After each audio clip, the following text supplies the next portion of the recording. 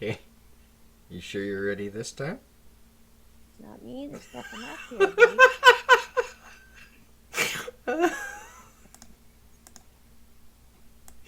Oh.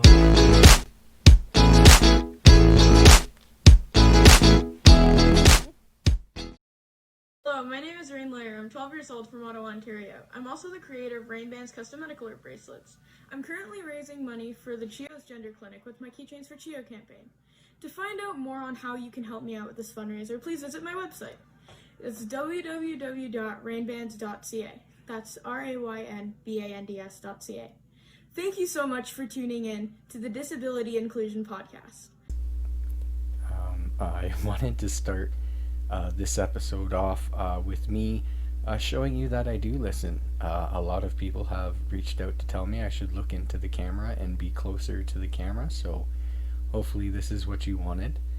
And I also wanted to take a moment before the episode starts to thank Sarah, my co-host, because ever since meeting her through the ODS Poverty group, when the group formed, there was pretty much one rule, and that was not to bring our personal issues into the group. We would focus on the myth campaign, engaging politicians and media, and the ODS Poverty hashtag, getting people to share their stories, and to prevent I want to say derailing or stalling. We didn't want to.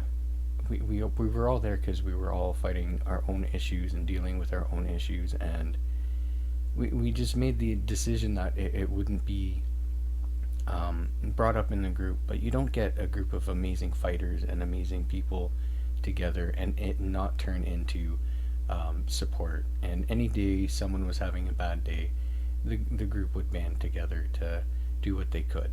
And through all of that, Sarah has always made herself available as someone I could talk to no matter what the day was. It was non-judgmental. It was also a very understanding person to talk to. So there's been a lot of things I've been able to accomplish, but I haven't done any of it alone. People always tell me I have to stop dismissing praise or giving credit to other people, but in absolute all honesty, everything I've done has had other people helping me to accomplish these. And Sarah's been one of the main people who's been contributing to all of the things I've been able to do and all of the things that I do plan on doing. And I thought, even though it's not enough time to cover all she fights for, all she has fought for, everything she's gone through and dealt with. It's all about me. What about you? So, I thought it'd be a good time to get to know Sarah a bit better. And what better way than to put her on the spot last minute because no other show is prepared for tomorrow.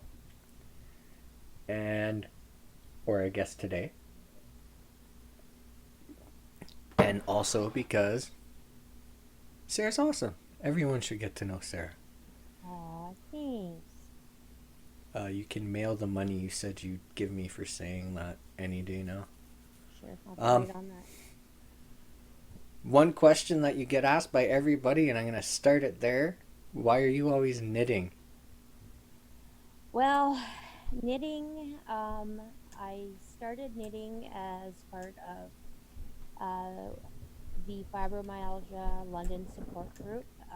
It's one of the events that they do online.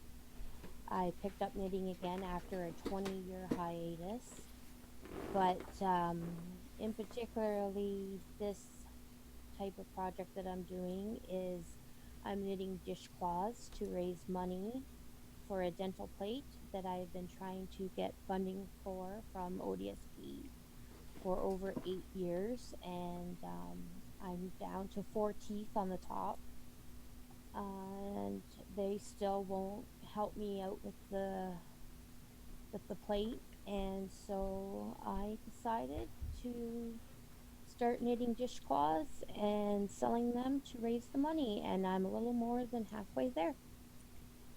grab a dishcloth and show the Technicolored cool ones. They're all cool, but the Technicolored. This one has some of my favorite colors in it. Purples and blues. And pinks. So if you need a dishcloth, even if you don't need a dishcloth, if you have an extra $5 laying around, you can reach out to Sarah about one of her custom well, are you part of a union? Have you formed your own union yet? I haven't formed my own union yet. Well, it's not union work, but it's Sarah work, so reach out to Sarah to talk about getting a dishcloth. I guess one question a lot of people might want to know is how the hell do you put up with me? A lot of patience. We met, I don't even know when we met ago, but it was before September. Yeah, it was August, June, sometime July. during the summer. We had started working together with the ODS Poverty Group. And those meetings started. So in that time, you've done a lot of things. You've supported a lot of things. You've done interviews. You've done podcasts, TV, radio, newspapers, everything you could do. You took part in the ODS Poverty Group and a lot of I think just about every meeting they had. You helped with my petition and raising awareness. The whole group did. You're doing this, the Disability Inclusion Podcast, and you have your own videos that you try and put out about. It's a video blog. Okay, you gotta stop calling it video blogs. Sorry, it's a vlog. Vlog. Get with the now. It's about a day in the life, living with fibromyalgia, chronic pain, migraines, a whole fun bouquet of chronic conditions that I have. So you do a lot of different things. And why? Keep my sanity. Well, Keep my sanity and to advocate for myself and others. what were you doing before we met? What were you doing before the pandemic summer that brought a bunch of advocates / activists together to do the ODS Poverty Group? I was doing a lot of online advocating on Twitter. I call the Premier's office and the Minister of Health and my own MPP's office quite regularly. I benefit from nerve block injections regularly, as well as lidocaine infusions to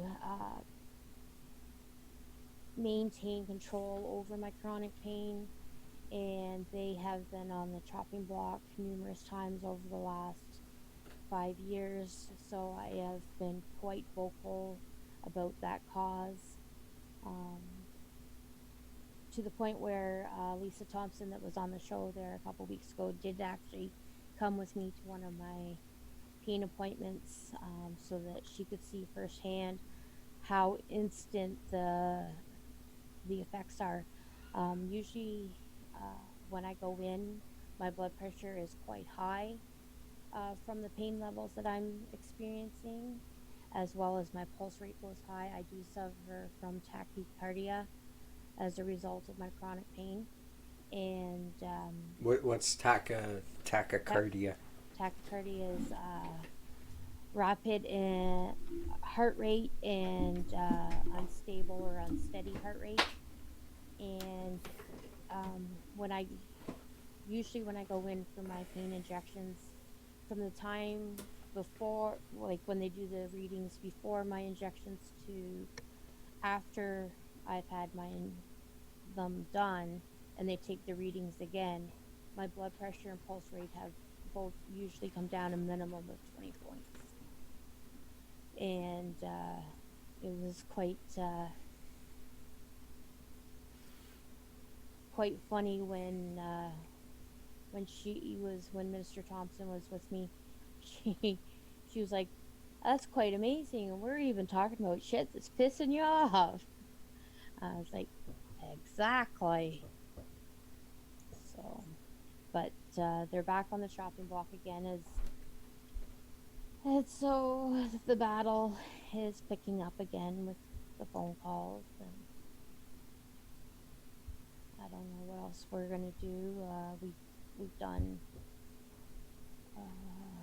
petition in the past. Also, CPM, Center for Pain Management, that I attend. They had all the patients fill out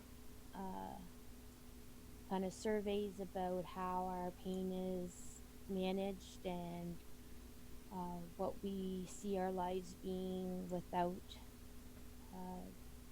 the treatment. And though that paperwork, along with the petitions, was sent to Queen's Park, it was like 500 boxes of 8.5 by 11 paper. So we tried to bury them in paper, but I guess it didn't have the desired effect. It did to an extent. We were deemed an essential treatment, and have been able to continue to be treated during the pandemic, but not enough to warrant us being taken off the chopping block completely. What what happens if you're taken, or not if you're taken off? What happens if the programs are cut and you can't afford to take it? Speaking from you, not from like everyone's point of view. Speaking from you, what happens if you find out that the Ford government has cut funding to pain clinics and you are no longer going to be getting those services? So the main thing, other than controlling the tachycardia and blood pressure and whatnot, that the nerve blocks and infusions control for me is my migraines. Is it keeps my severity and frequency of my migraines under control. And before I started nerve block treatment, I was bedridden on average 4 or more days a week. So, with discussing it with my pain doctor and my family doctor, it looks like my only other option would be to have an implant put into my brain that works similar to a pacemaker that would stimulate whatever area of the brain to control the migraines.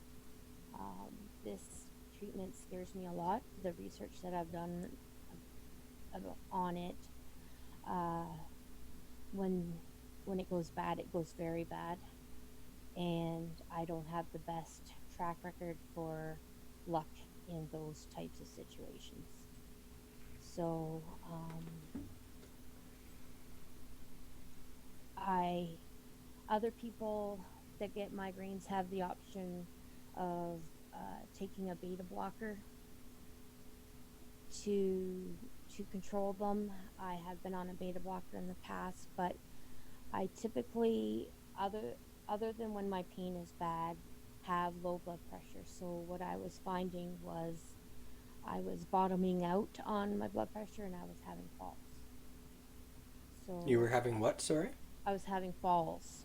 I was falling down and getting So is and that because you got lightheaded or weak or both or? both. And not just in the home.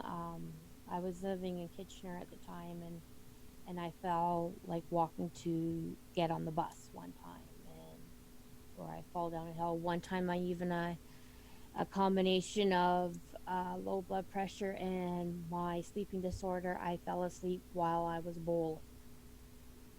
So I'm sorry. Hold on. yes, while I was bowling. In the act of bowling or at a Yes, bowling alley? no, in the act of bowling. You fell It's asleep in the process of throwing a ball. yes. So even when you're that stimulated, when you're in a physical activity in a very active, engaging environment, it all still Yep. kicks in. Yep. With with the pain clinics and such, you because I know where you're about to go, but I want to stop you first. How often do you access the pain clinic to manage your whatever it manages? Um, I usually go weekly. If I am getting my infusions regularly, then I can go cut back to every other week or more in between visits. But the infusions were cut back because the room that they're administered in is very small for the number of people that are in it. So it was they were they were cut off, even though the injections were still being administered. So Because of COVID? because of COVID, yes. Okay. So right now I am going weekly. So your options at this point are the pain clinic, Yep. um, brain surgery, Uh-huh. or not necessarily brain surgery, but open your skull and put a device that electrocutes your brain. While electrocutes is a bit dramatic, maybe, but zaps your brain Yep. um, to keep you from getting migraines. Um, or, sorry, beta blockers are a different treatment as well, right? Yeah, beta blockers are a heart pill that controls blood pressure. So it will either force your heart rate to go up or down dependent on what The, you need.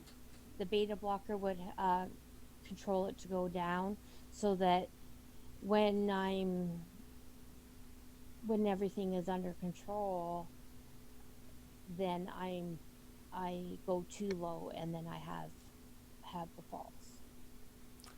Have you tried pot or CBD or baked pot or edibles, whatever?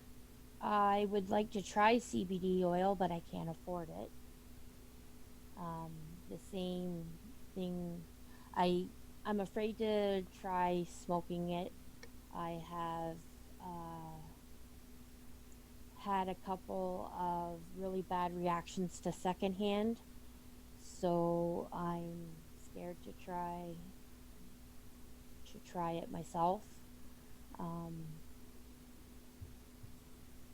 but even if I was going to try it as a treatment, it's not covered. So coming up with the money for that would be quite difficult as well. A friend of mine that was um, taking medicinal marijuana, like smoking it, she it was costing her like $400 a month, and not paying for medication. I'm barely have enough money for food. So not, I wouldn't have any extra funds for anything like that. So, if you don't want to get this surgery, if you don't want to risk the repercussions of what's happened to you while taking the beta blockers, if you can't afford, although although marijuana and edibles and CBD oil and all of that all could help many of the things that you deal with, but it's unaffordable, and at this point you don't know how you'll react and if it's worth it, because it may work but doesn't necessarily mean that that's the way you want to go.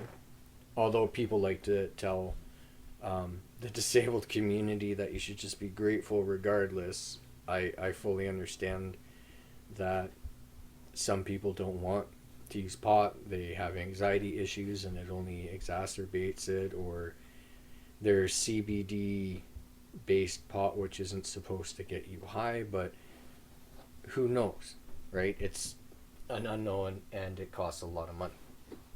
So now they've chopped the pain clinics. You can't afford to try pot and maybe you don't want to.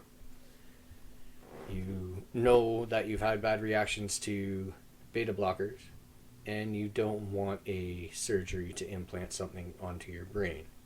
So then what happens now? I suffer.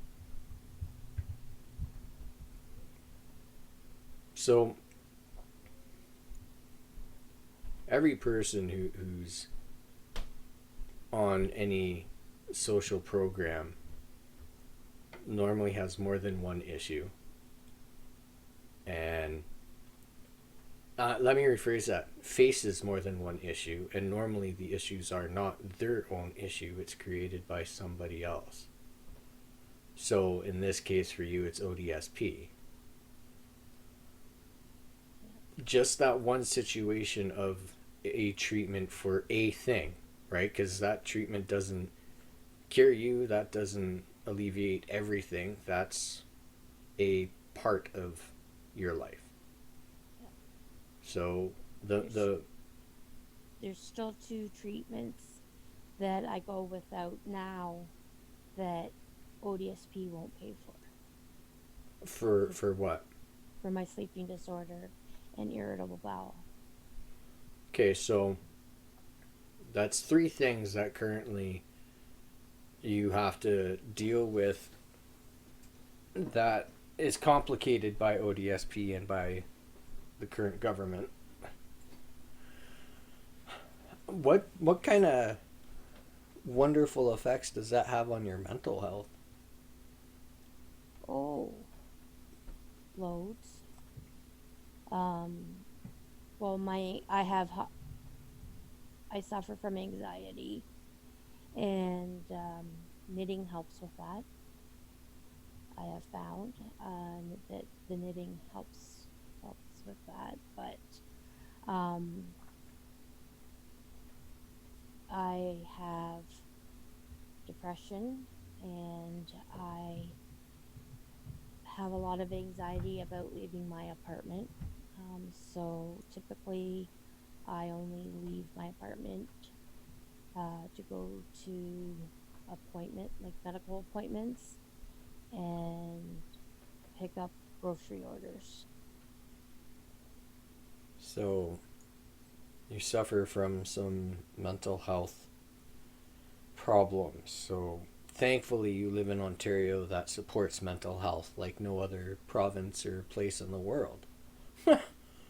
Well, there is a day program offered by CMHA in my area, but I have not that it's being offered right now because of COVID, but it is a like a drop-in center that offers a hot lunch.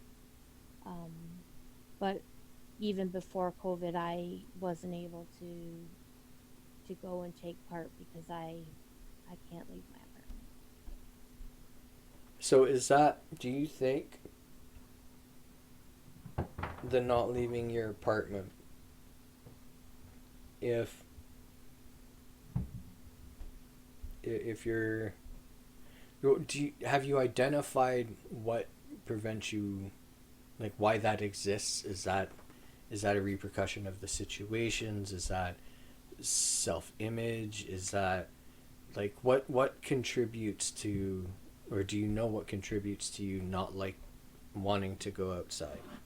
A lot of it is self image. Um, I have a bully that lives in the same apartment building that I'm in, and to the point where I have a hard time even doing laundry here. A lot of the time, I'll save my laundry up and take it to my mom and dad's to do because um, when I say I don't like to leave my apartment, I don't even like going out of my apartment, not just the apartment building. So if you're one of so many different people who, I always say there's never one issue. Especially if someone is on ODSP, they don't have just one issue. They may have one health condition, but they don't have one issue that they have to deal with. If the number one thing we always talk about is raise the rates, because obviously there's many benefits to having more money. There's a bit more dignity in the fact that you can afford things and so on. But would money be the solution to you if like let's say one of the fights that we had was trying to get ODSP raised to the $2,000 a month that the federal government determined was how much it costs to survive in Canada. If it was raised to the $2,000 a month, boom, all your problems are solved. I wouldn't say that they're all solved, but boom, the first month, the difference between what I'm getting now and $2,000 would pay the difference of what I have and what I need to get a denture. And I could look at moving into London instead of out in the country because I might be able to afford London rent.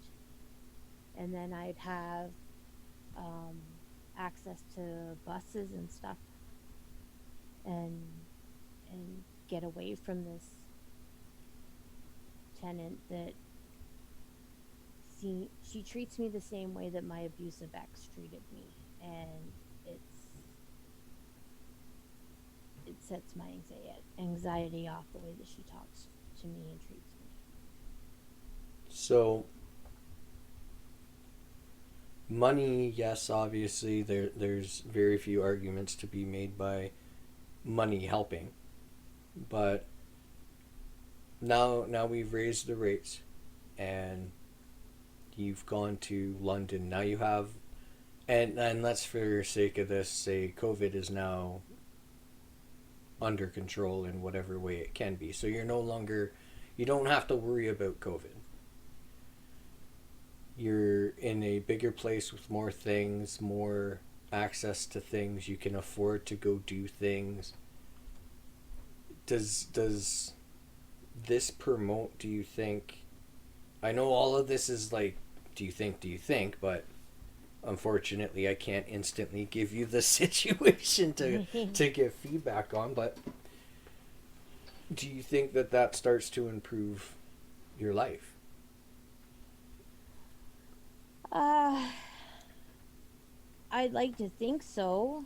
um like getting into a city where there's the Y and I can join because the rates are geared towards your income, and then I have access to the indoor pools and I can do the water aerobics and stuff that are actually exercise that is not more pain, that doesn't cause more pain for me, because water based therapy is good for people with fibromyalgia. And, then I could find some, find a church that I could attend and, you know, a community group or two that I could get involved with or something that I can volunteer at. Uh, Something that'll get me out of just sitting in my lazy boy or sleeping all the time. So all the different things that you advocate for and all the different things that you have tried helping bring about, how do you keep doing it? Like right now, compared to when we first met to now, we've been able to be a part of a lot of really interesting things, and all we've seen and been a part of change here and there. And yet here we are, 2021. COVID's been around over a year now, and things are worse. Now people will say things haven't changed, but things that are bad that don't change compound. So yesterday being a bad day and today being a bad day, it's not like, oh, today's a bad day. It's yesterday was a bad day, today was a bad day, the day before, the day before, the day before. Like, it's not magically reset. No. So how do you keep going? I take breaks when I need them.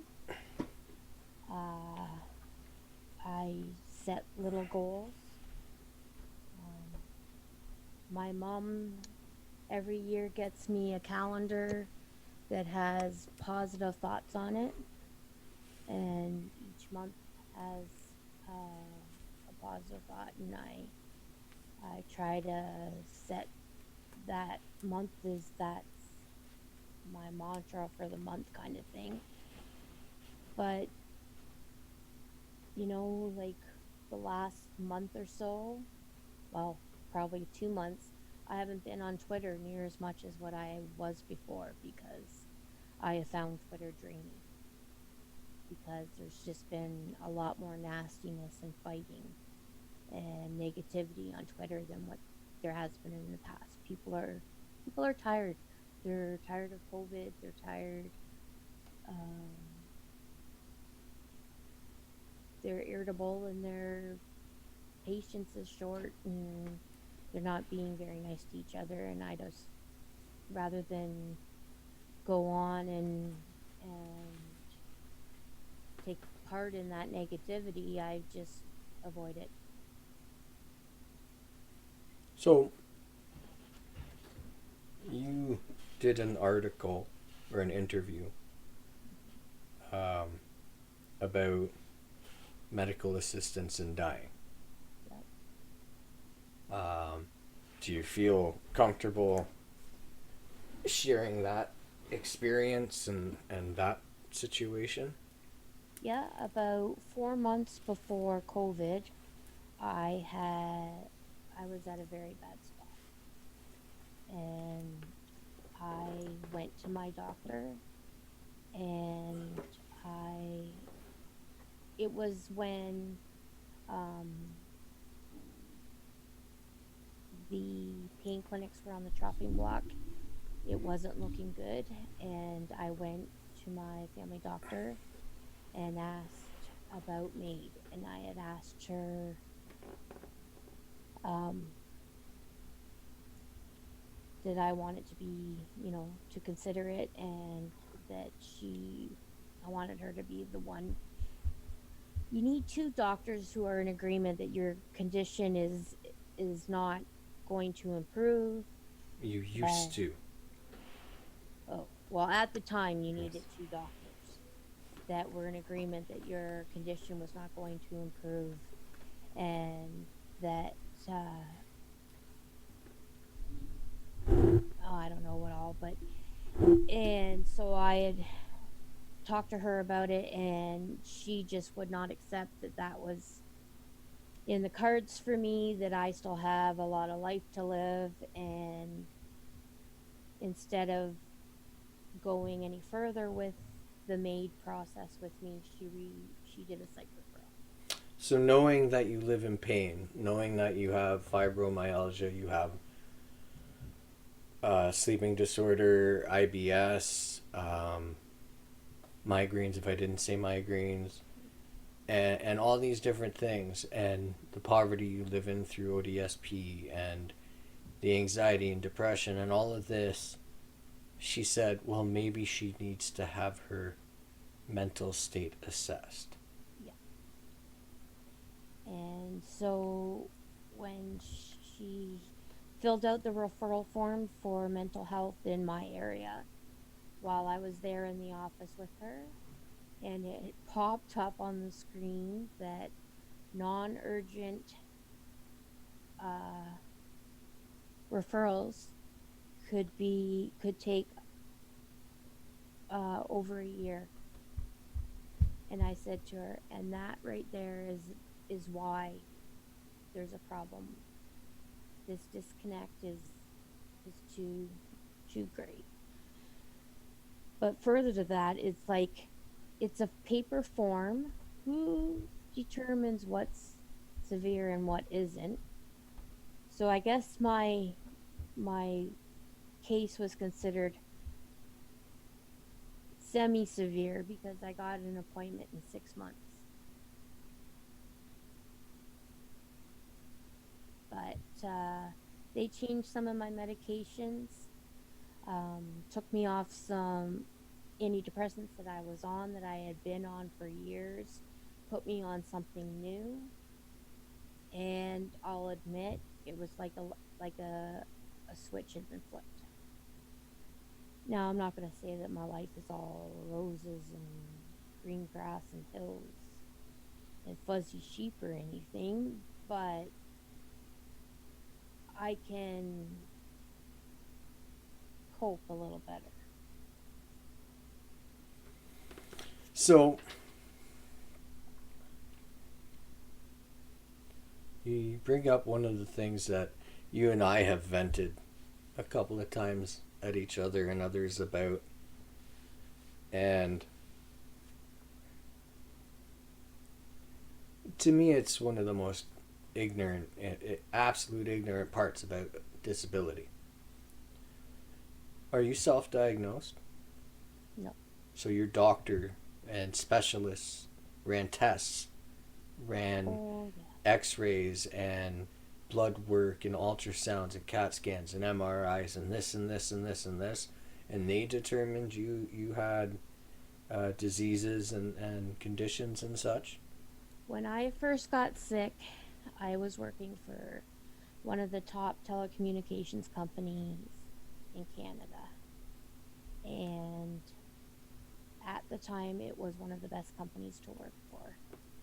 And the owner of the company had their own personal doctor, and he made them available to the staff. And I had the best doctors in Ontario on my case. And at one point, I was told I had the $1 million workup before I was diagnosed, and it still took 4 years for them to come up with the diagnosis of fibromyalgia. But again, this was a doctor. Oh, you yeah. you didn't go to a back alley and pay some person for a document that says that you have diseases or disabilities or conditions. This was specialists and doctors running tests and assessing test results. And then to get on ODSP, all you do is you take these results, package them up, and send them to ODSP, who then tells you you're a liar. Well, you see, and even I didn't even know about ODSP. When I quit working, I applied for CPP disability right away. And by the time my severance finished, I was approved for CPP disability, and I didn't apply for OPP for ODSP because I didn't even know about it until my ex had been in a car accident, and we didn't have his money coming in, and my CPP wasn't enough to support both of us. And so I he was going to apply for ODSP, but because I already had been approved for CPP disability, they put the ODSP application in my name, because once you're approved for CPP disability, it's much easier to get ODSP. But you can, just to clarify, you can be disabled federally, but not provincially. Yeah. And you can be disabled in Ontario, but not in Alberta, and so on. So you the reason I'm asking this stuff, you kind of had the determination. I went the weird way around it. But Well, no, you went the proper way, because for me, I when EI was about to run out, because we didn't know what was going on with me, I asked EI because I didn't know what else. I'm like, when EI runs out, what the hell do I do? Oh, well, then you reach out to, you have to pick either CPP disability or ODSP. And in my looking into it, only CPP disability seemed like a less controlling, abusive thing. And then I also had a relative who was on the system for quite a while, who, because of the person who filled out their initial application, they screwed up. They didn't tick a box, or they ticked the wrong box, and years later they turned around and said, "Oh, you're an absolute scam artist. You owe us all this money back, and you're off the program." All because this person who is not technologically savvy, who doesn't know how to use the programs, who at the time was going through, like, they didn't know if they had a stroke, if they had seizures, if they had no clue what was going on. But because they either didn't say the right thing at the right time, or it wasn't double checked, or it wasn't properly done, years later, life ruined. So, having experienced that, and very, very many similar stories of people always saying, "Oh, well, they're always looking for you to screw up so they can kick you off the program," like, ODSP just did not seem like something that I would like to partake in. Because who the hell would want to take part in something like that? And a lot of people, like, I thought when I got diagnosed finally, I asked my specialist, "Well, what kind of supports exist?" "I don't know." Not a pamphlet, not anything. "I don't know." It's like, okay, bye. Like, "Hey, your life is completely changing. Is there any kind of help for me?" "I don't know, bye, get out." Like, there's not there's not a lot of information out No. there, and when you need it, you're going through complete life-changing things. Like, no one sits there on a Friday and bored, "I'm going to apply for ODSP." No. If your parents didn't apply for it for you because you either developed conditions at a young age or from birth, then you are going through a traumatic experience that results in you having to apply for ODSP or CPP disability. And somehow, during this process, it's conveyed to you that you are a liar. You are trying to cheat the system. Most people get rejected. Did you get rejected multiple times, or did you get accepted your first go?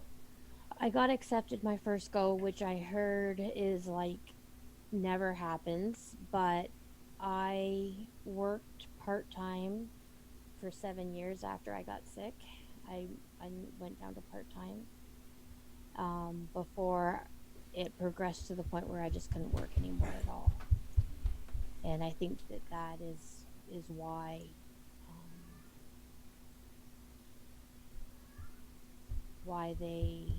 they were a little more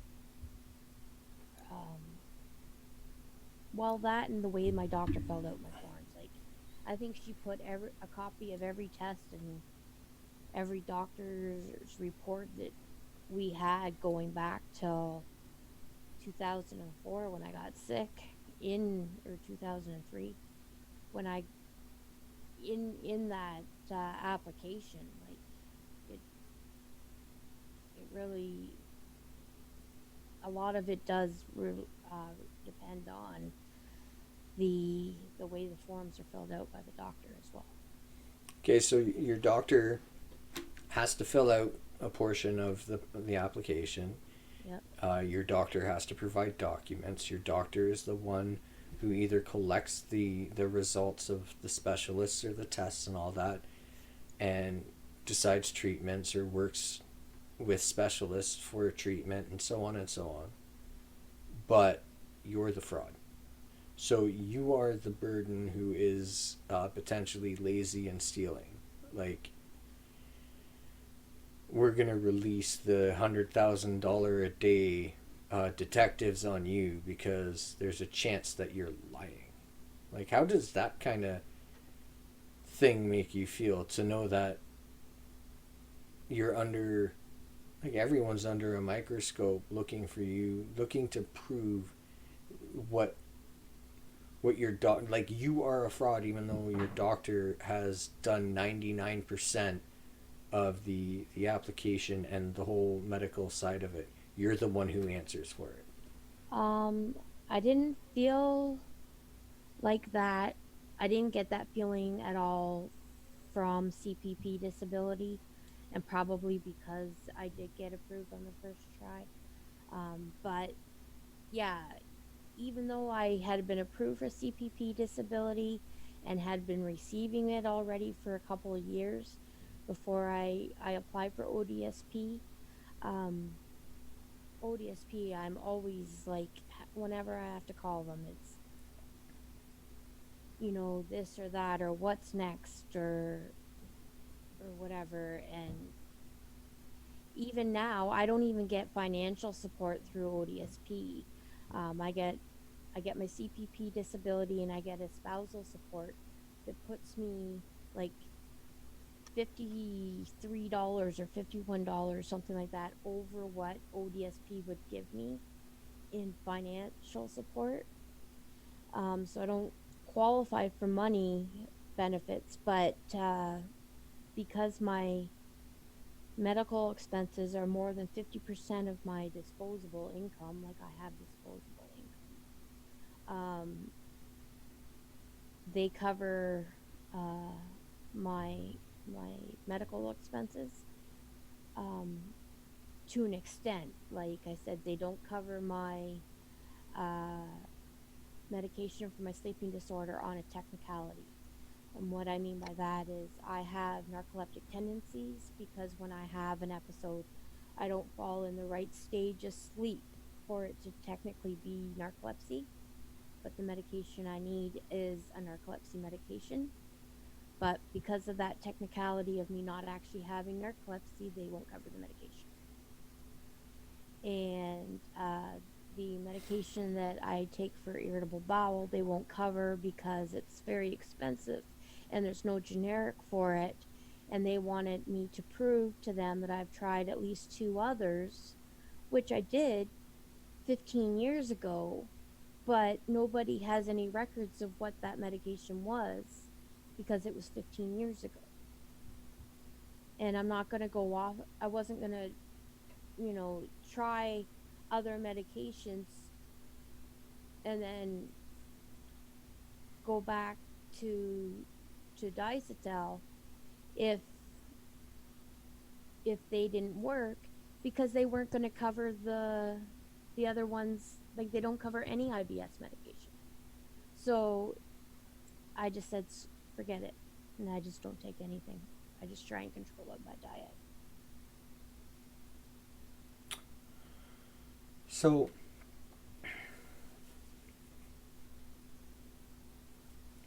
all the stupidity of ODSP and all the stupidity of being what life is like uh, as a member of the disabled community, Like,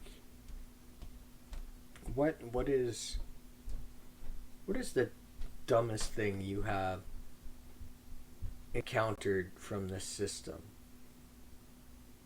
Because there's so many, like, for me, fighting to get on ODSP is I'm fighting actively to be in an abusive situation of extreme poverty. So to me, well, one, it's stupid that my doctors have provided the information, and my doctor's the one who told me, here, I'll fill out the documents for you because you have a hard time filling out documents, so I will do it for you. Also, at the time, I was going through many life-changing things, so my doctor is the one who told me to go on ODSP, is the one who packaged it all together for me, is the one who sent it out. And the same for CPP disability.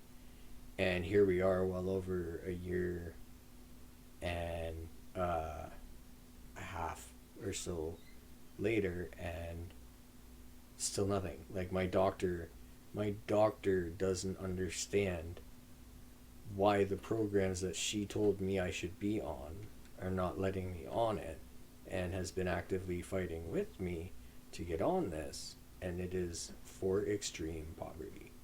So that is one of the dumbest situations this system puts people in for me, is we want you to fight because your doctor isn't right. We think your doctor is a very respectable profession and professional and so on and so on, but because you want us to give you poverty, we're going to treat you like you're a lying criminal. My ex, when my ex and I were splitting up, I was told by ODSP that I was obligated to take him to court for spousal support, which I had to get legal aid to do. Then I was awarded a very small spousal support, which they have now cut me off of financial support of ODSP because they say my spousal support, which they made me take him for, is too much. You know my personal feelings about that part of this whole thing, but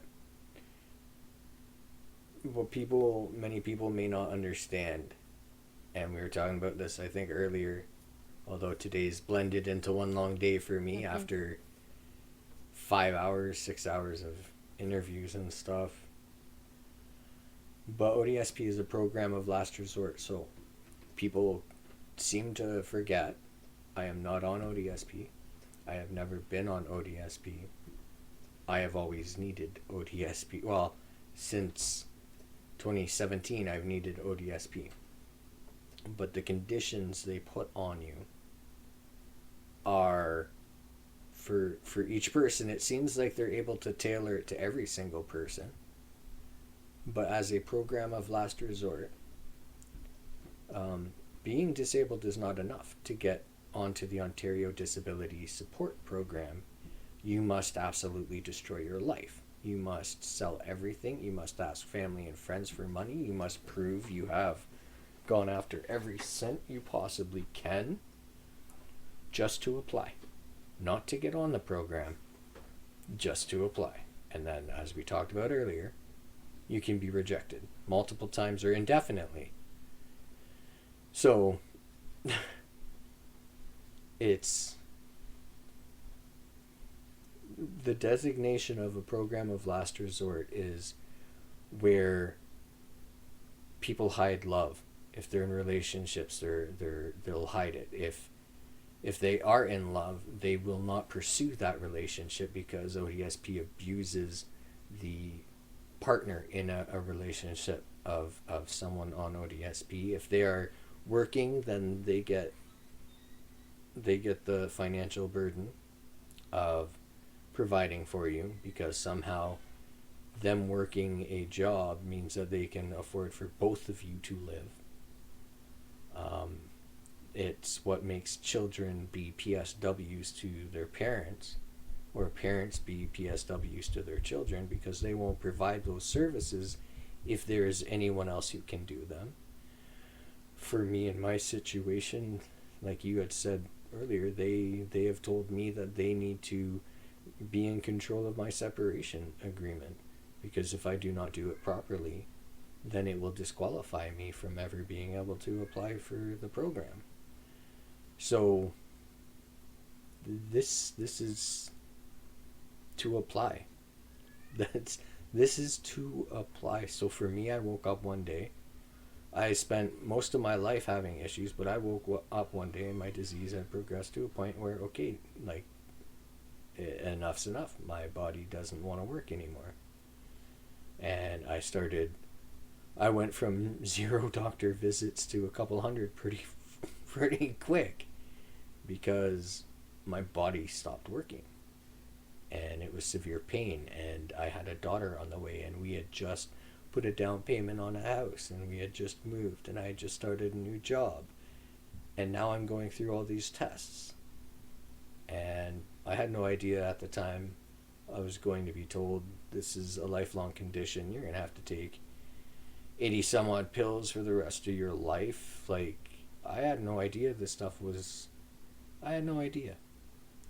And then when EI ran out and I had my diagnosis and I had my daughter and we were in the house, which was way cheaper all at the end of the day than the apartment we moved out of.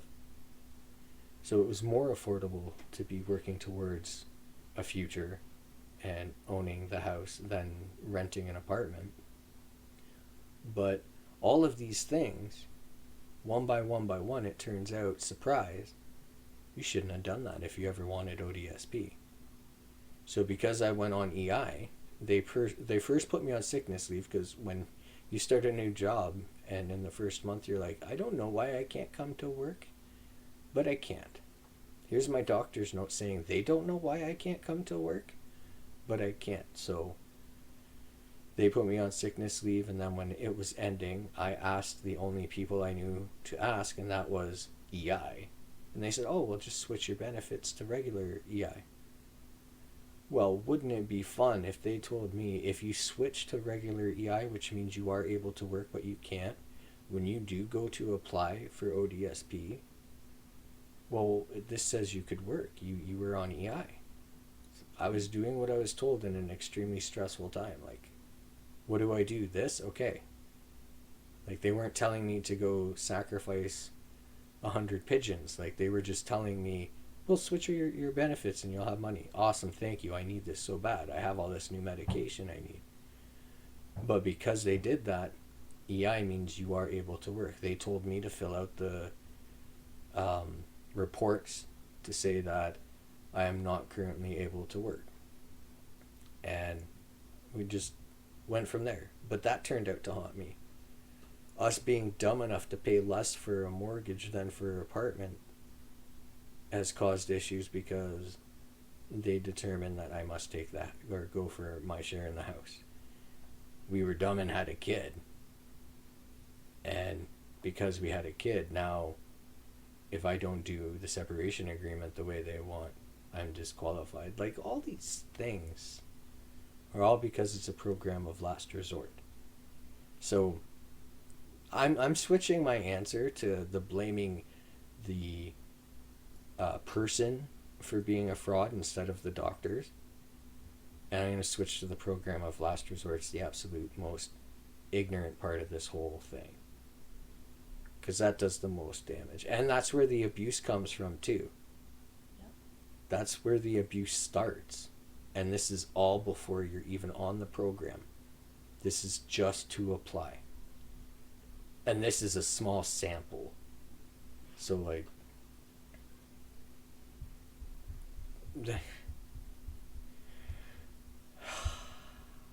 what would be Sarah's solution? Boom, I am the almighty wizard J. I have given you one wish. Here's your wish.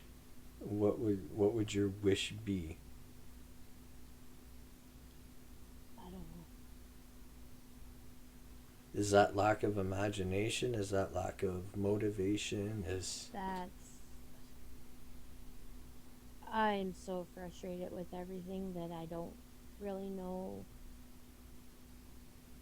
if anything could bring me back. So we doing this podcast, we've been able to talk to a lot of politicians so far, and so far they've all been very candid with us, straightforward, as much as we can tell. We have, I think, like 8 episodes waiting to be edited at this point. Mm. And throughout all these conversations, and the conversations with others outside of politics, and the conversations that we've been a part of, and all of that, like, do you see things changing? I hope so. When you say "I hope so," is that the dismissal? Well, I hope so, or is there actual genuine hope that There is genuine hope. I see that we're so close to real change, but at the same time, it could be lost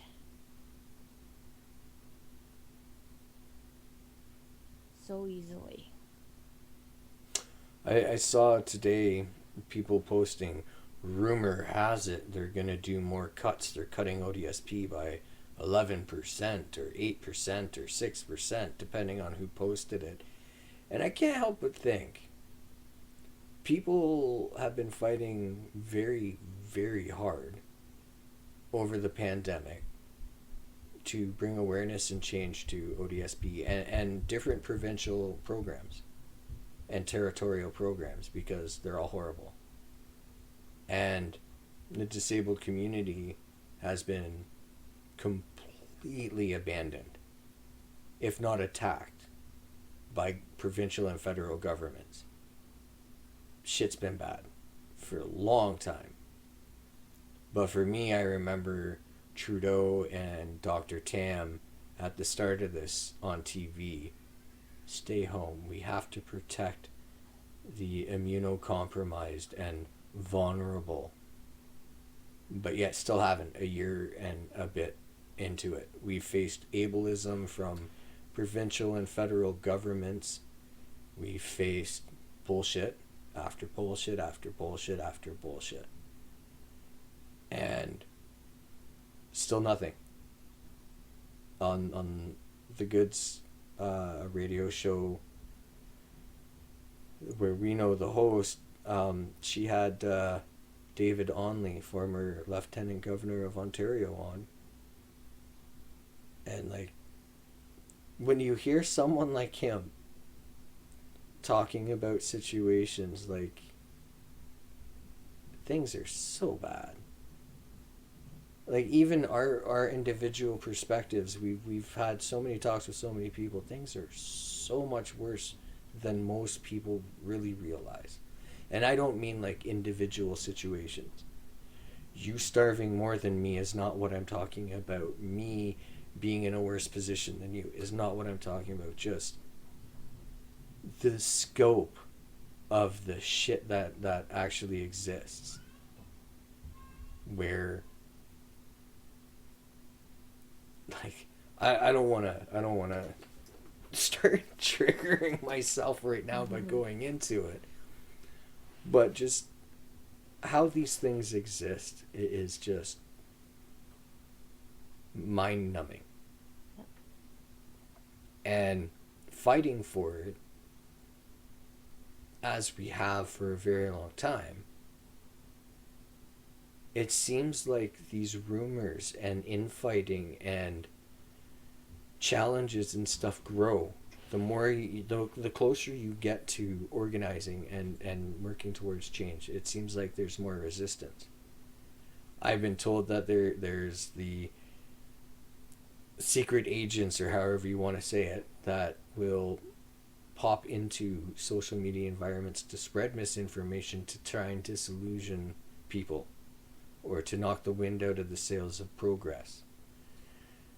And I have seen people who have disability A fighting people with disability B because, well, they want more focus on disability A than disability B, and there's infighting. And there's just so many things. So when I see that, I like start kind of getting very sad. Yeah. That look at all the unity that we saw, all the awareness and coming together and the sharing of stories. Like ODS Poverty was about sharing your stories of ODSP, and then these same people are attacking each other when it's like, okay, now let's go about doing this. So, no, that's not the right way to do it. So with all the fighting, with all the progress, with you saying that you have hope, how do you think we go from hanging up here right now to that change? Because I know you don't have hope in others doing it. Like, is there a single politician that can solve all these problems tomorrow? No. So where's the hope coming from? From reaching, well, from the research that you and I have done at looking at all these different ridings and seeing the disenfranchised and the BVNDP, and seeing that if we can truly stop fighting and take part, we can start a movement. We can bring about change. But that's why I say that it also can be lost very easily.